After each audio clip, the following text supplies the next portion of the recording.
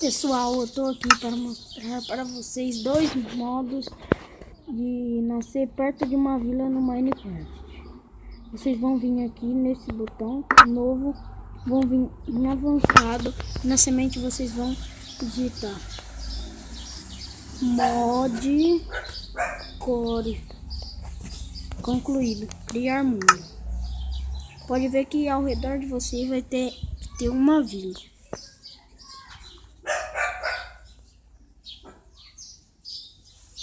O celular tá meio bugado aqui, então vai demorar um pouquinho.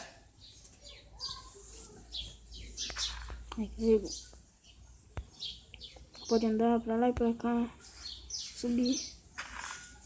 Aqui, ali está a vila.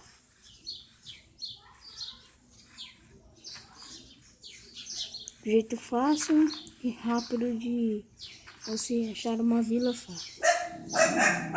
Eu só vou mostrar outro modo.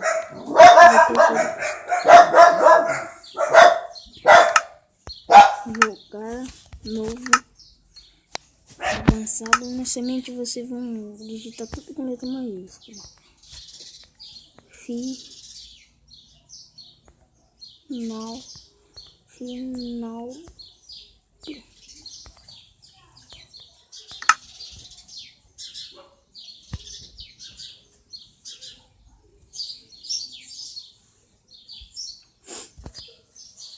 Espera um pouco.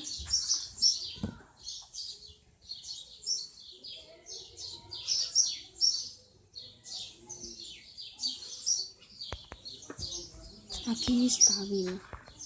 Você nasce dentro da vila. Ela é meio grande. Olha.